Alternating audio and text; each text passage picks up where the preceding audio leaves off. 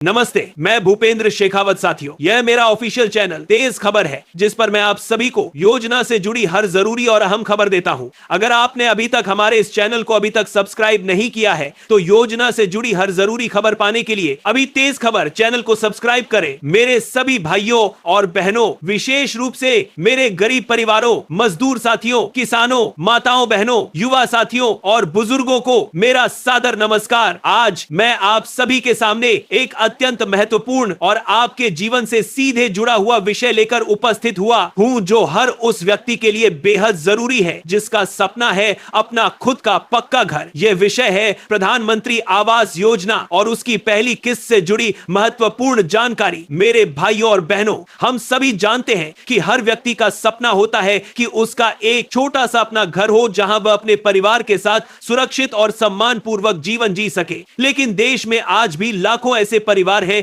जो कच्चे मकानों में रहते हैं या जिनके पास रहने के लिए खुद का घर नहीं है। इसी समस्या को दूर करने के लिए सरकार ने प्रधानमंत्री आवास योजना की शुरुआत की थी, ताकि हर गरीब और जरूरतमंद परिवार को पक्का घर मिल सके। साथियों, इस योजना का उद्देश्य केवल घर देना नहीं है, बल्कि लोगों को सम्मान के साथ जीवन जीने का अवसर देना है। मेरे प्यारे देशवासियों, आज मैं आपको विस्तार से बताने जा रहा हूं कि प्रधानमंत्री आवास योजना के तहत पहली किस्त कब आती है, किसे मिलती है और कैसे मिलती है, और आपको किन किन बातों का ध्यान रखना चाहिए ताकि आप इस योजना का पूरा लाभ उठा सके और आपका बैत है घर बनाने का सपना जल्द से जल्द पूरा हो सके। मेरे भाइयों और बहनों, सबसे पहले समझते हैं कि प्रधानमंत्री आवास योजना क्या है। यह सरकार की एक महत्वाकांक्षी योजना है जिसके तहत गरीब और आर्थिक रूप से कमजोर वर्ग के लोगों को घर बनाने के लिए आर्थिक सहायता दी जाती है। यह योजना दो भागों में चलती है, ग्रामीण और शहरी। ग्रामीण क्षेत्र में रहने वाले लोगों के लिए प्रधानमंत्री आवास योजना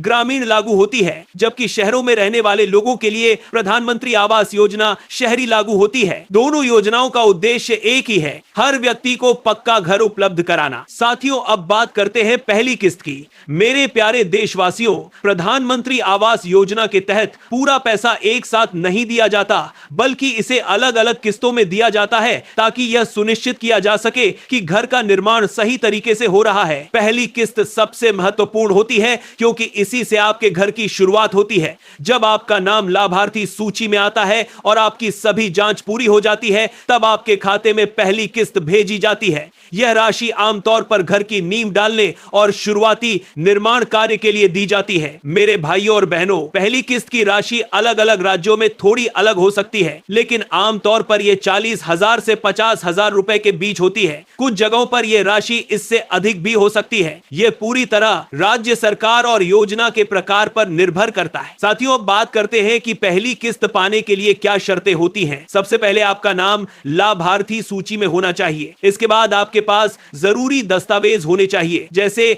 आधार कार्ड, बैंक खाता, मोबाइल नंबर और जमीन से संबंधित कागजात। आपका बैंक खाता आधार से लिंक होना जरूरी है ताकि पैसा सीधे आपके खाते में भेजा जा सके। मेरे प्यारे देशवासियों, अब एक बहुत महत्वपूर्ण बात, अगर आपके दस्तावेज पूरे नहीं है या जानकारी गलत है तो आपकी पहली किस्त अटक सकती है। इसलिए हमेशा अपनी जानकारी सही और अपडेट रखें। साथियों, अब बात करते हैं कि पहली किस्त आने के बाद आपको क्या करना चाहिए। जैसे ही आपके खाते में पैसा आता है, आपको तुरंत अपने घर के निर्माण का काम शुरू करना चाहिए। सरकार चाहती है कि जो पैसा दिया जा रहा है उसका सही उपयोग हो, इसीलिए समय समय पर अधिकारियों द्वारा निरीक्षण भी किया जाता है। अगर आप निर्माण कार्य शुरू नहीं करते या पैसा किसी और काम में खर्च कर देते हैं तो आगे की किस्तें रुक सकती हैं। मेरे भाइयों और बहनों, अब बात करते हैं दूसरी और तीसरी किस्त की। जब आप पहली किस्त से घर की नींव और शुरुआती ढांचा तैयार कर लेते हैं, तब अधिकारी आकर निरीक्षण करते हैं। अगर सब कुछ सही पाया जाता है तो दूसरी किस्त जारी की जाती है। इसी तरह तीसरी किस्त घर के अंतिम चरण में दी जाती है। साथियों, यह पूरी प्रक्रिया इसलिए बनाई गई है ताकि कोई भी व्यक्ति योजना का गलत फायदा ना उठा सके